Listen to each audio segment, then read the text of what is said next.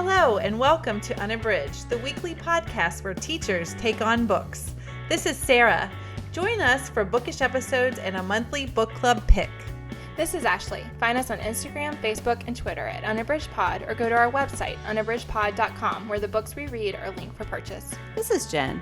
Check out our Teachers Pay Teachers store, our Patreon page, and our newsletter. Please rate, review, and subscribe on Apple Podcasts to support us. You want opinions about books? We've got them. Hello, everyone, and welcome to episode 184. We are here today. We are going to do a book-to-screen adaptation of the TV series pilot for The 100, which is an adaptation of a YA book. Before we get started, we also want to remind you that our newsletter is up and running. We have 2 coming out per month, one at the very beginning of the month that just runs over all the things that are happening in Unabridged for that month. And then in mid-month, we send out one that gives you a little taste of our personalities and things that we are loving. So we would love for you to subscribe to the newsletter. You can do that on our website. It's very apparent how to do that when you get there. And you just sign up and it'll come right to your inbox. So let's get started today with our Bookish Check-In.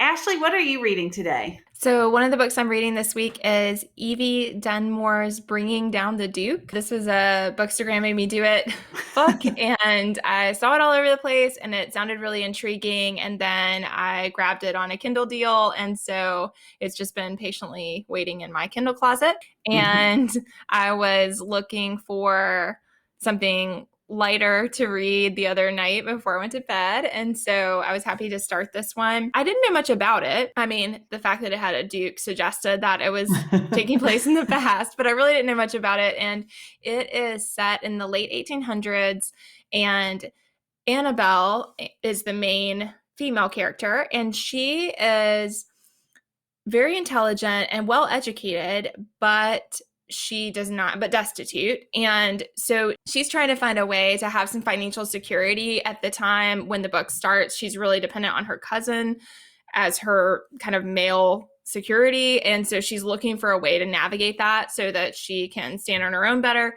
And as the book is opening, she becomes aware that Oxford is taking women for the first time. And so she is strategizing in the very beginning about how to best lay things out so that she can convince her cousin, kind of trick her cousin into agreeing to let her go and study at Oxford. But when she goes, and she does work that out. So then when she gets there, she has to take part in one of the causes that's part of the arrangement for her scholarship. And the cause that she gets involved with is the women's suffrage movement. And a big focus that they have is on property and the fact that when women are married, they lose their property to the man. And so they're advocating really hard and lobbying to make it where women don't always lose their property upon marriage, and that they can maintain their property when they go into a marriage agreement.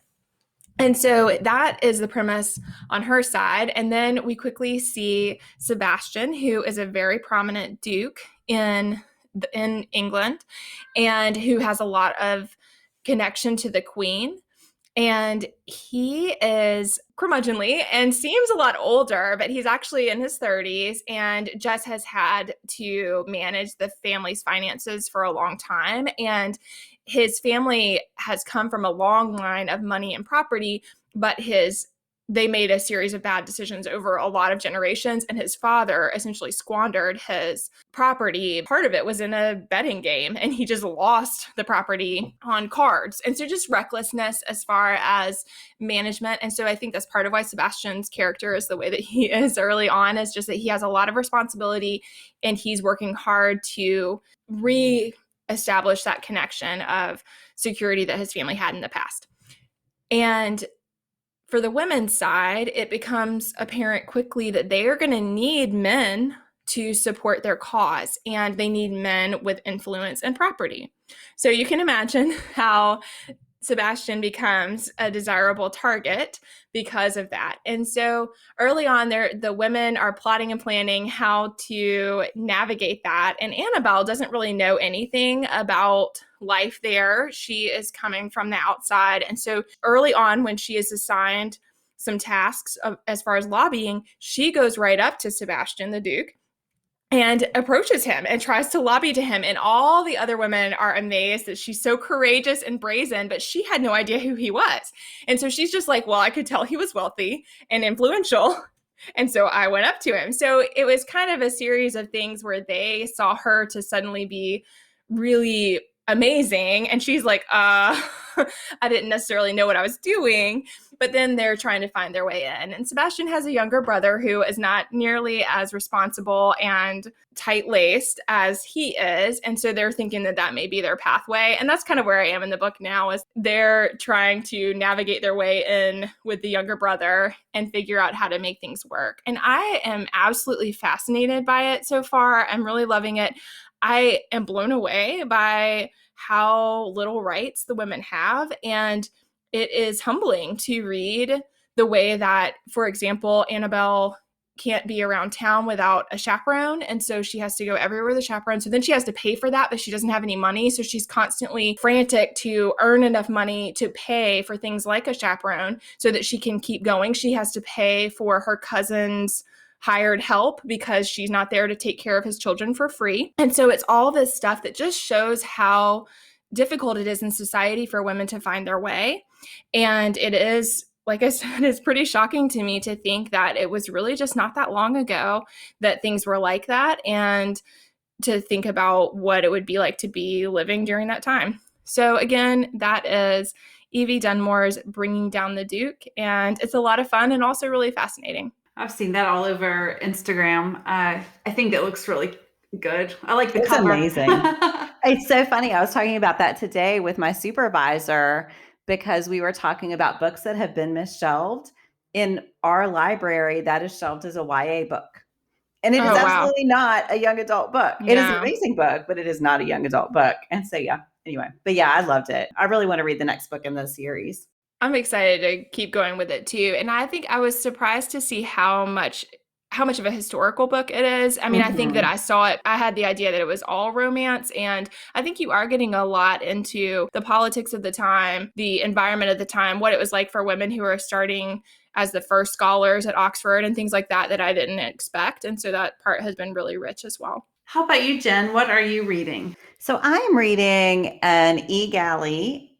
It's Allison Hammer's Little Pieces of Me. And this one will have been out by the time this episode releases. But I'm about halfway through this one, and it is so compelling. I had to stop for a chat, and I really wanted to keep going. But this is about Paige Meyer, who signs up for a DNA testing website and gets an unexpected email that says her father is on the website and wants to connect, and her father is dead. And so she understandably is a little shocked. And as she's investigating further, she finds out that the DNA testing website has said that the man that she thought was her father was not, and that her mother had never told her that this other man is her biological father, and that the father who raised her also likely did not know. And so she's upset, understandably, and is just trying to figure out. Her mother is just very closed-mouthed and does not want to talk about it at all. And she is just desperate to find out what actually happened, what the true story is. She has sisters who she now realizes are her half sisters. Her life is just in turmoil. So that's one half of the book. And then in the other half, it flashes back to 1975 when her mom, Betsy, is in college. And we know very early on that Paige's biological father is Andy Abrams. And he is this very handsome, very popular man on the campus, and that's her biological father, and that he knew both of her parents who were dating at the time.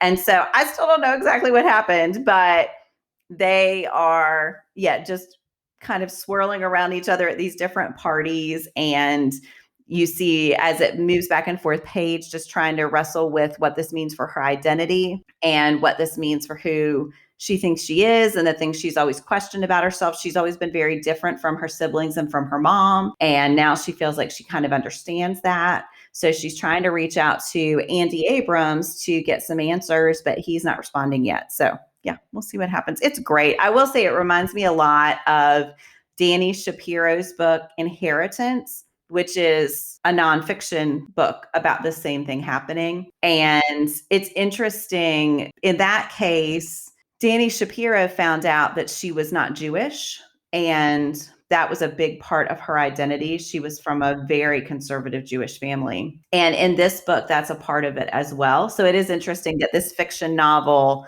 is replicating that part of it, that their religion and their understanding of their identity is a part of it. But yeah, it's great so far. So again, that's Allison Hammer's Little Pieces of Me. That sounds fascinating. Yeah, I think that premise is so interesting, and I can see how that's really hard for her, but then it's also like trying to connect, if she's lost her father and then she finds out that there's this other father who is alive, then that's really complicated. Yeah, she's so conflicted because, of course, she can't talk to her dad. And she was very close to her dad. She was much closer to her dad than to her mom. And he is the only person she wants to talk to about it. And yeah, so it's really heartbreaking, but it's beautifully written. I really love it. So how about you, Sarah? What are you reading? I'm continuing with my 2021 streak of reading nonfiction by women. And so I'm reading right now Samantha Irby's We Are Never Meeting in Real Life. It's an essay collection. I've really enjoyed Lindy West's essay collections, and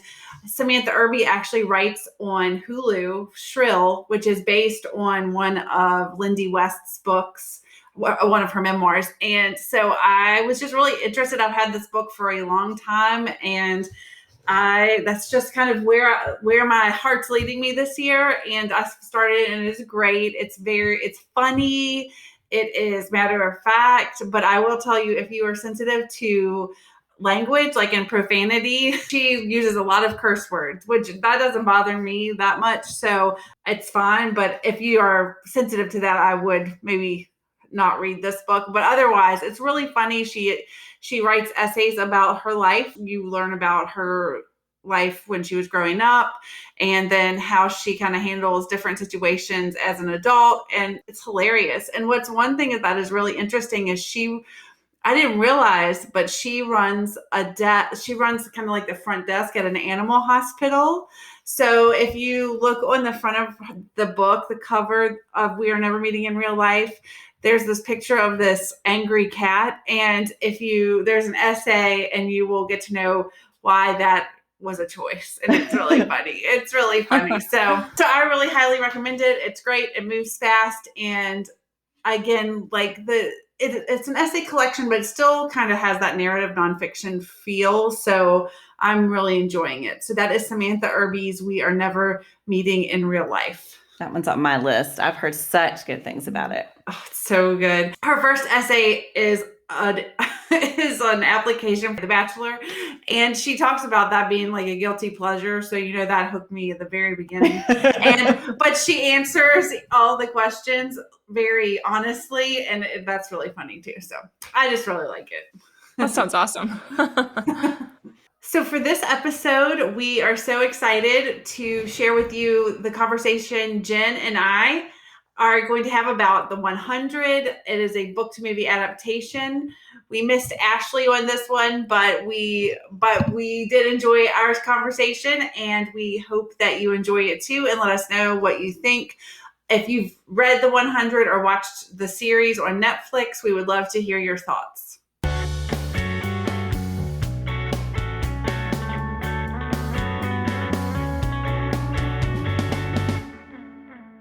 Today we are taking on the pilot for the CW show, The 100. So Sarah and I, this is Jen, Sarah and I are here to let you know all the thoughts about The 100. How are you today, Sarah? I'm awesome. How are you? I'm great. I have to say, I really enjoyed rewatching the pilot. It had been a while. Yes, for me too, because I think I'm through season 5. I hurt my back a couple years ago, and when I hurt my back, I literally could not move. So I binged it I binged the first 4 seasons like so quickly. And then the 5th season came out and I was back to moving. Mm-hmm. And so I've watched it like in little increments, but I haven't watched a ton of it. So I think I'm probably going to go back and just watch all of season 5 and 6 and then be ready for season 7.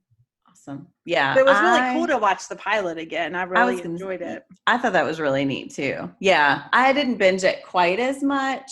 I caught it a couple seasons in, and then it became my treadmill show. So I binged it as in I was watching an episode a day, but I only do the treadmill once a day. So that was as far as I would ever get. Well, I can say if I were some of the scenes, especially later in the series, if I were watching it on the treadmill, I might have hurt myself because I was bawling at different times. Yeah, I always think I should pick less compelling shows to be my treadmill shows, because when things are shocking or sad, I'm always pausing.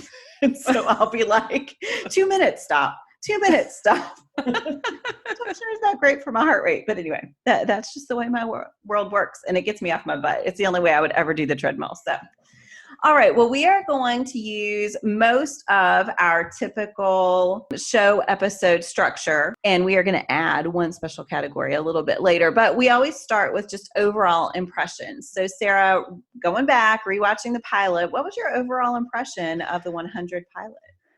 Well, the first time I watched it, I was totally riveted because, for one thing, I'm a fan of dystopian books, and the premise of the show is that 97 years ago, there has been a nuclear apocalypse, and all of these people are living on this, basically a space station called the Ark.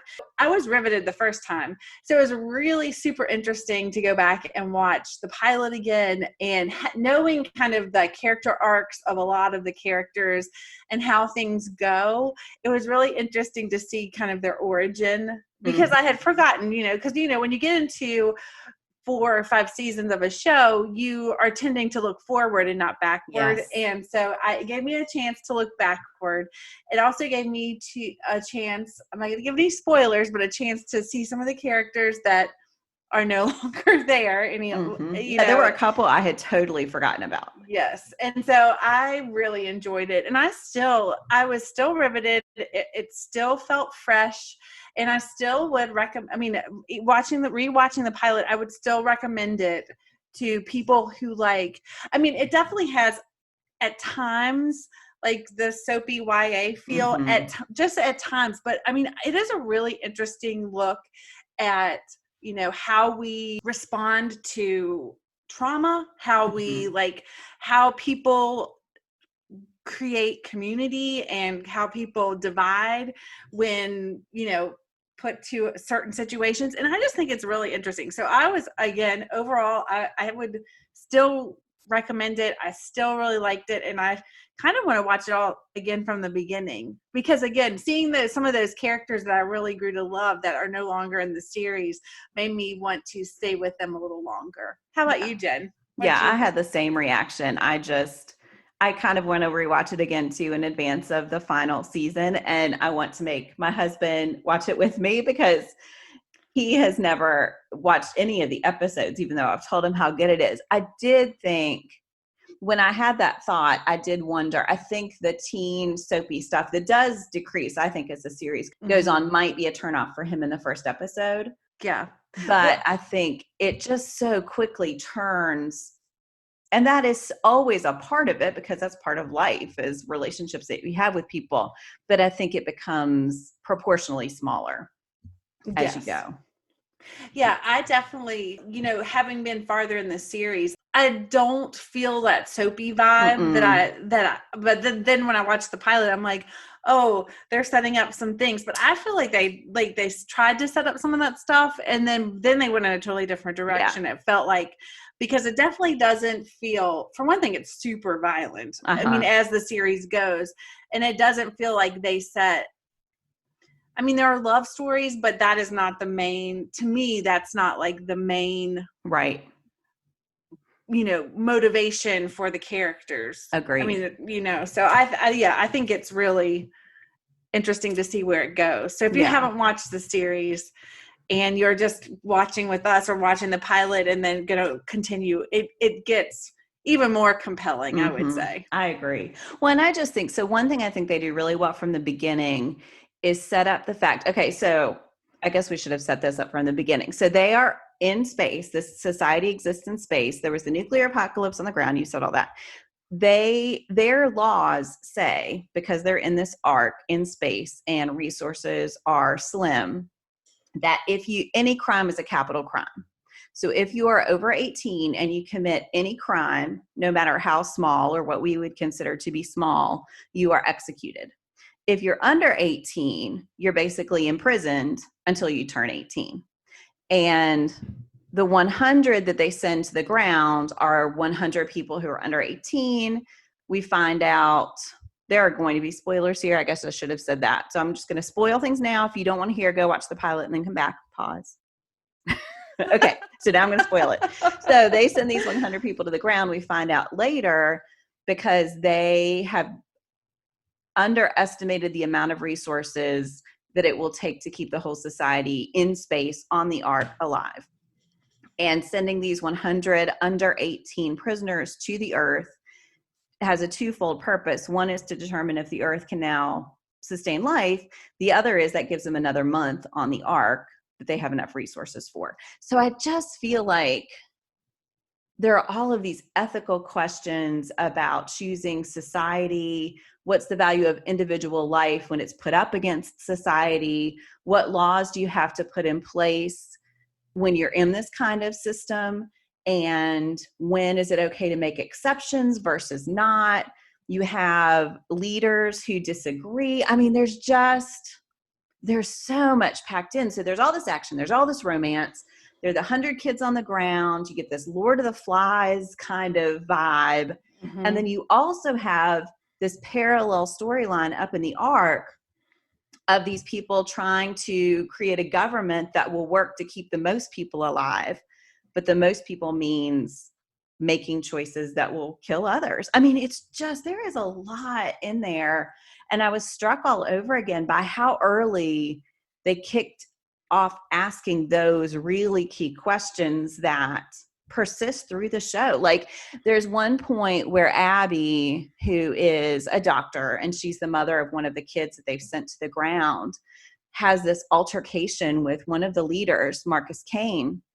And he says, I am doing what I can to keep most of us alive. And she said, I'm doing what I can to make sure that we deserve it.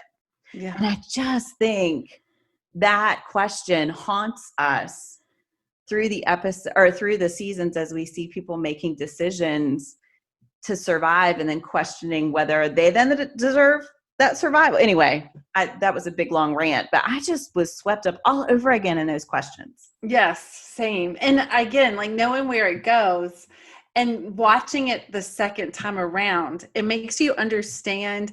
Like when I first watched it, I was like, oh, this is the bad guy. This person is the bad guy. But then as you, especially like the longer the series goes, there's less of a question of who is a bad guy, because it's not like a traditional show where there are these villains and the good guys are fighting the villains. It is more about survival and how we navigate that, how the kids on the ground navigate it, how the people who eventually, I don't want to spoil. So it's just about survival and how we interact. I think a lot of it, the longer you watch the series, you really can see parallels to some of the things that are happening in our world now. And watching it now, since we're in the midst of this pandemic and the choices that the leaders are making, it was hitting really close to home in a way that it didn't hit when I watched it the first time and we were not in this pandemic, and kind of, because, I mean, you see a lot of disagreement in leadership now in our own world and about what's the best way to go, what economic ramifications the pandemic is having. Should we open it up? And, I mean, like there is a lot of stuff happening in our world that kind of parallels with what's happening on the pilot in the 100. Right. Who controls the resources, and are they Yeah. controlling it for their own power or for the betterment of the people? And yes. There are a lot of things. Maybe we should not get into a close political discussion, but yes, I agree completely. Yeah. And I just think, so I was looking up reviews before we started, and there was Ellen Gray in the Philadelphia Inquirer said, yes, it's a CW series, but one that poses enough lifeboat ethics issues to keep a freshman philosophy class going for months. Yeah. And I think she is absolutely right. Busy for months, sorry. I think she's absolutely right. And I think because it's on the CW, and because there are a lot of really good-looking teen stars in the show, I think it gets painted with this brush that is not necessarily accurate, because I think, the adults are fully as important as the kids. That parallel structure, I don't think was emphasized when it was first advertised. When I first saw the trailers, I feel like it was all about the teenagers. And I think all of the questions that they're asking are things that young people do have to consider, especially young people who are going to become leaders. So yeah. I think they're I feel like I could teach an English class about this show. Yes. I think, yes. There's a lot to analyze. All right. Well, I don't want to keep going on and on and on, but I mean, I do. But to summarize, we liked it. That's right. So what is a favorite scene, or are a couple of favorite scenes that you had from the pilot? I would like to do 2 favorite scenes. I feel like that one on the ark and then one on the ground. That sounds great. Yes. So one of my favorite scenes on the ark is when Kane makes the choice to float Abby because she violated blood protocol to save the chancellor, who I don't think they ever say his name during the first episode, but his name is everybody calls him Jaha, which is his last name, and his first name is Thelonious. But so the chancellor is, dying basically because he's been shot, and Abby makes the choice to use more than the quota of blood to save his life. And that is a felony, or that's against the law on the ark. So Kane, who is second in command, kind of like a vice president or vice chancellor, right? That's, yeah, I think that's what they call him. I don't know his official title, but he makes the choice because Jaha is not conscious, makes the choice to float Abby, which is basically like an execution. Basically floating her out into space with no suit, that's the way that they execute people on the ark. And when she goes in, of course, I mean, when I watched it the first time, I was like, oh my gosh, they're really going to kill her and then at the last minute, Jaha comes out. In that moment between Kane and Jaha, and the kind of like the struggle for power, and like you see, I don't know, Isaiah Washington plays Jaha, and he was problematic when he was on Grey's Anatomy. I want to acknowledge that, but he does do an excellent job playing Jaha. He's like stoic all the time, and his delivery is like, I don't know. I mean, his delivery is like a leader. I mean, like you buy that he is in command of that ship. And so I just thought that moment, and Kane too. I mean, I think he is he's a great actor. He is excellent in that role, and their acting chemistry, together in that moment, I just thought that was awesome. Mm-hmm. And then my favorite, this won't be as long-winded. That's great. My favorite on the ground, this one is a little bit more cheesy, but when they are walking, well, okay, first of all, you know how I love the YA romance stuff. I do too. I love the moment when they are all sleeping in the radioactive forest, and Clark wakes up. Sounds so romantic. Nothing says romance like a radioactive forest. And Clark wakes up and the trees are glowing, and it is really beautiful. And she and Finn have this moment. Mm-hmm. I really like that. I like that too. I just like that moment. So that's mine. Yeah. What about you, Jen? So I'm trying to decide which scene best depicts this, but I think one of the things I really appreciate with the 100 who were on the ground, what ends up being what Bellamy has stowed away. So it starts at 101, but then two die before they even get to Earth. Sorry, that's not funny. Two die before they even get to Earth. So I guess it's the 99. But anyway, I think you have this great dynamic between Jaha's son, Wells, who has basically deliberately gotten himself arrested so he can go to the ground. And you know that there was tension between him and Clark because he was in some ways responsible for her dad being floated and for Clark being arrested. And Clark is Abby's daughter. Sorry to get all these connections there. And I think Wells believes so much in the rule of law that he is still very attached to the restrictions and the laws that were enacted on board the Ark. And a lot of the rest of the teenagers are like, we don't have to worry about any of that anymore. Then you've got this interesting character of Bellamy who committed a crime. At this point, we don't know what it is technically. I know what it is. I was going to say, I think probably a lot of people know what it is, even if you're just predicting. But anyway, we don't know what Bellamy's crime was.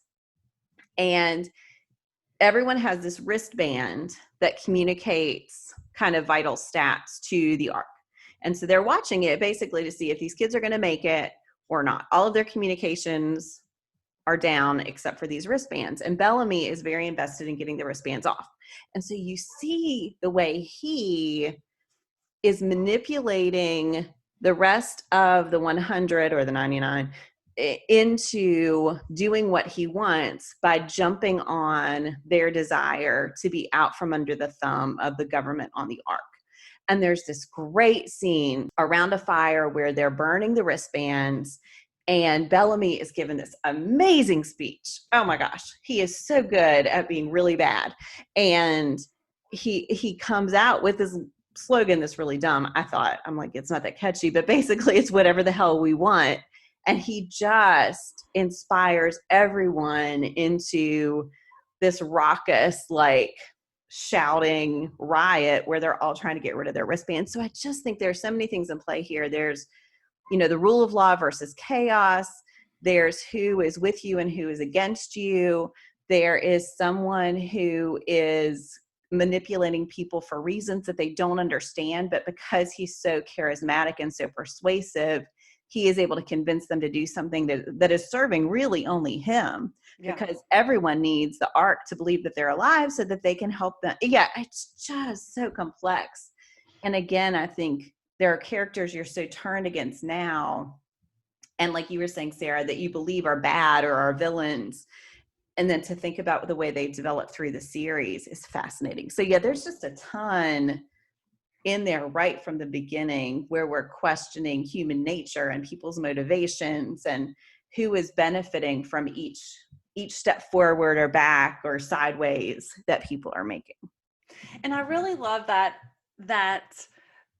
the group that Bellamy is kind of heading up, that I like that even though you like Wells, when you see Wells, who is Jaha's son, you like him because he seems like this voice of reason. But then you can also see all of these kids, especially Bellamy. I mean, Bellamy's story and his sister Octavia's story, I mean, it is a really interesting story about that you find out as the series progresses. But you can see the motivation of those kids who were imprisoned for doing really not big things and feeling, and a lot of them, their parents have been killed by the law and order on the Ark, or they know somebody who has been floated, and they're like, hell no, we're not doing this anymore. Right. We don't have to.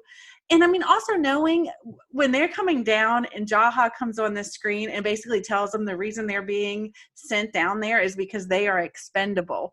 I mean, I didn't remember that, I guess, because I was too captivated during the first one and watching everything that was happening. But when I watched it this time, I was able to really focus in on all the details that I hadn't noticed my first watch. And when he says that, I'm like, why would these kids want to, especially when a lot of them have been imprisoned for however long, and they know that they're just waiting till they turn 18 to, have even worse fate. So I don't know. I just thought that was really interesting. Yeah.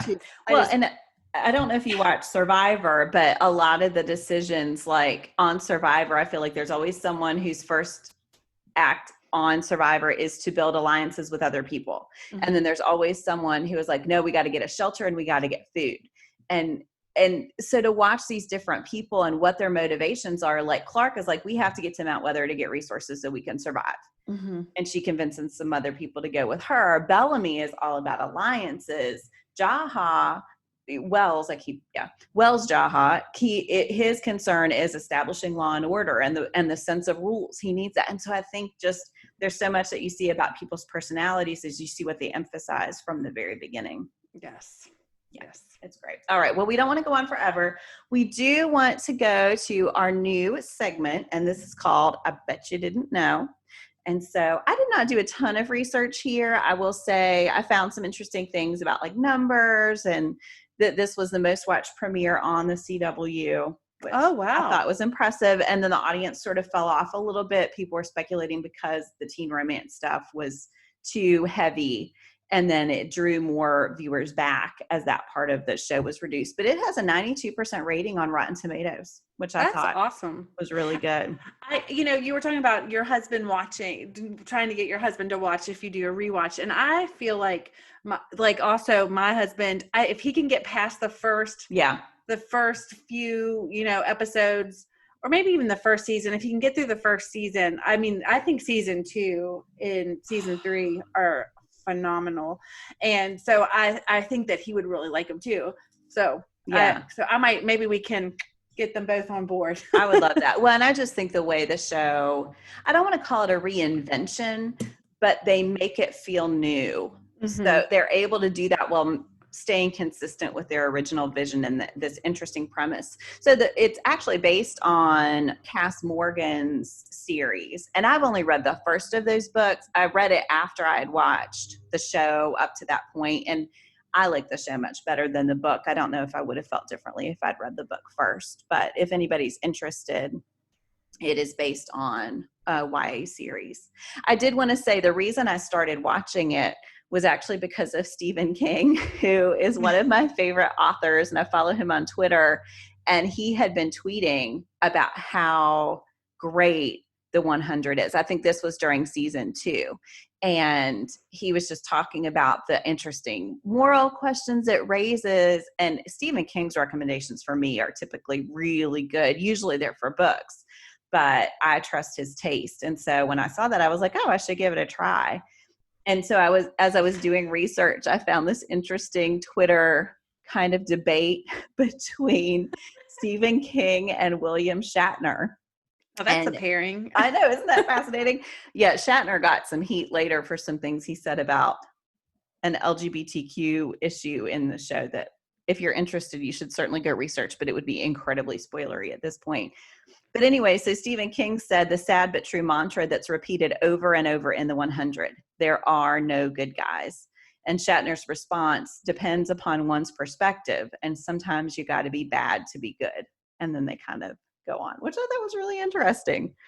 That's crazy. Yeah. And I do think it can sustain a much longer and probably more nuanced debate than the one that they had, but I did think it was interesting. I think that is what is unique about this show, especially when it is the CW, which is a network that is, largely for young adults, but not all. But I mean, I would argue that this show is not. I would too. It would be good for anyone. And I mean, I also think that possibly not too young because I mean, it is fairly violent. I mean, it depends on the maturity level of the young person, but I mean, it is fairly violent. I mean, there is some sex later in the series, and to me, the violence is pretty graphic for a CW show, especially. Yeah, and it's dark. I mean, it is really dark. I mean, and I think what for me happens throughout the show is, I mean, you get attached to characters and then they're gone, and that is really difficult. I mean, so I'm thinking about one death. Me too. Like and they're also not like quick. I mean, some of them are really drawn out. So, I mean, because you got to think they have to stay true to the situation these kids are in on the ground, and they have nothing. And if they would find someone on the ground or anything, I mean, like there has been a nuclear holocaust, basically, or nuclear, apocalypse. So, I mean, it is not going to be good time. So they have to stay true to that. So that means that some of the stuff is pretty horrific. Yeah. I mean, I have to say there's one, my son would call it a jump scare, when they are on the ground hiking and they're talking about there are no animals, and then they happen upon this meadow and there's this beautiful deer, and they're all like, oh, and the deer turns sideways and you see that it has like 2 heads with exposed bones. Anyway, I think that moment, if I were teaching this, I would say analyze that as a symbol of the world that they have found. But yeah. All right. Well, we are going to end. And so today's topic, Sarah, is one character from the 100 to survive a nuclear holocaust with. Oh, mine is hands down. This is not even hard for me. It would be Bellamy, because I'm a sucker for someone with the charisma. And also, I guess, too, because I know the trajectory of his character. He is... I think that, I mean, even in this episode, he shows what a leader he is and how he is willing to take control. And I think that, like, in an apocalypse, you need someone, which would probably not be me. So I feel like he has a skill set that I do not bring to the table. So that would be mine. Bellamy. Good one. I had a hard time. So I thought about Clark, because I think she shows leadership skills from the beginning and is very focused on practicalities, which I enjoy. I'm going to go with Monty. I think you see from the beginning that Monty is smart, that he has a lot of knowledge. His family is in charge of growing the food on the ark, and he is able to apply that knowledge to their new setting. And then again, because of the arc that we see his character take over the course of the series, there are other things that come forward that make me find him to be a very appealing character. Yes. I like Monty too. He's really good. There are a lot of great characters. Oh my gosh. I mean, that is the other thing about this, is there are a lot of characters who are huge players. I mean, I think a lot of it centers around Clark, but I would say that there is equal billing given to a lot of different characters. And I think as the series goes on, Clark is one of the less compelling characters as we go through. And so I think it's really interesting. And I think that it's a really strong cast of young actors. I agree. Who play. I mean, I just think it's really well acted. I mean, when you were talking about Kane, I love Henry Ian Cusack. I'm a huge fan of Lost, which actually I saw comparisons between this pilot and the pilot of Lost, which I think is the best pilot I've ever seen on a TV show, the Lost pilot. But anyway, and he was one of my favorite actors on that show. And then to see him come here and what he does with the character of Kane is the polar opposite of the character he plays in Lost. I just think a lot of these actors are so capable of playing a multitude of roles. And so it's nice to see them here. I do have one little fun fact that I will give. It's not too exciting, but so when I first watched this, Jasper, he's the character who wears the goggles all the time.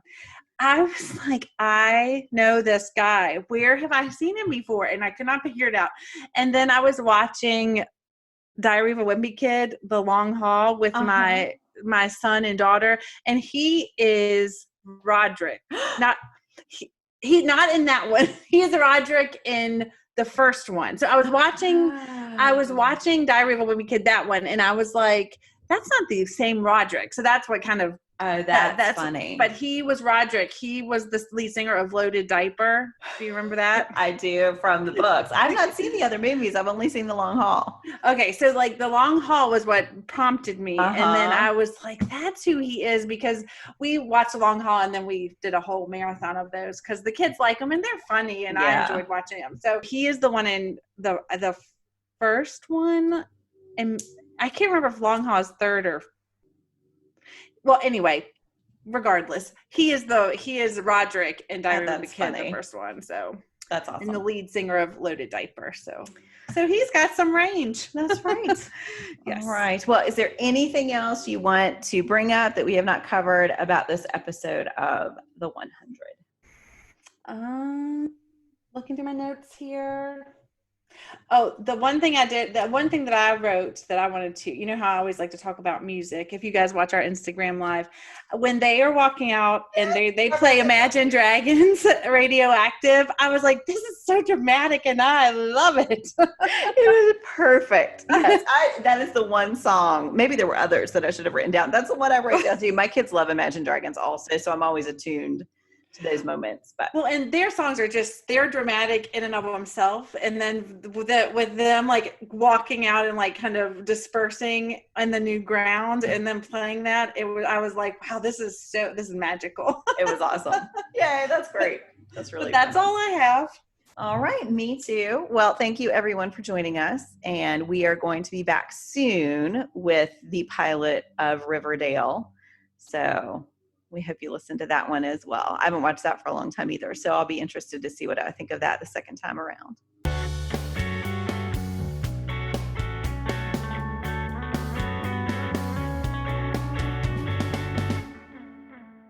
We hope you've enjoyed this discussion on the 100. And again, hit us up on social media to talk about it. We love to talk about book to screen adaptations.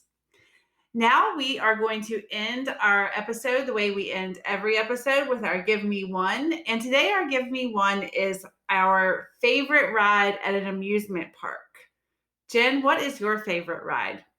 I do love amusement parks. I think I love wooden roller coasters. I like roller coasters in general. I've gotten less brave since I have become a mother and have gotten older, but I still love wooden roller coasters. I love the anticipation of climbing the hill and feeling every click, click, click, click, click. And it's always slower, so it takes longer to get to the top.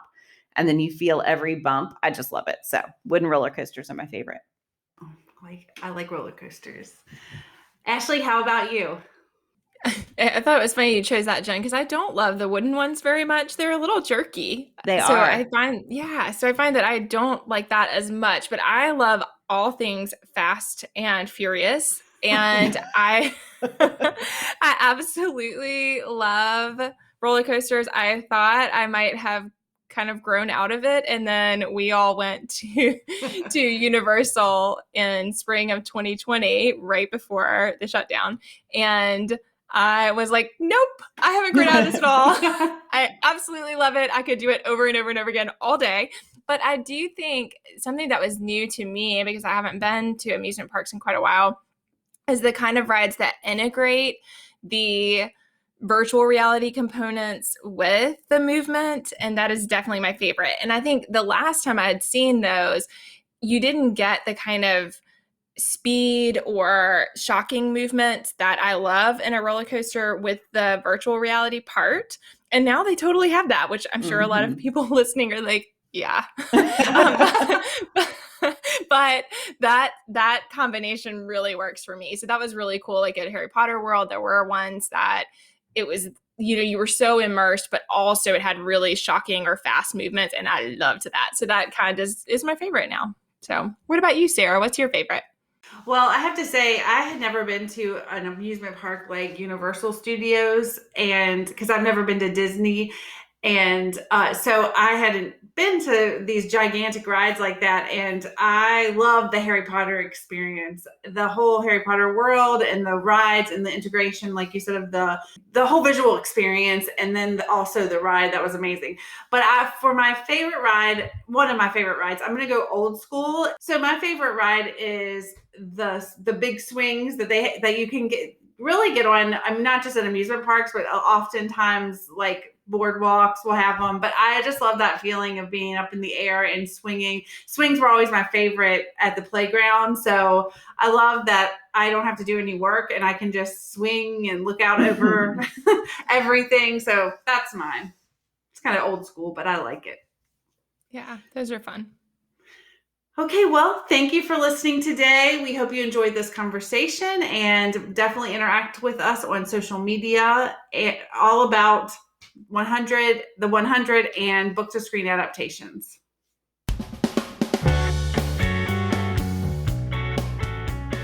you have comments or opinions about what you heard today? We'd love to hear them.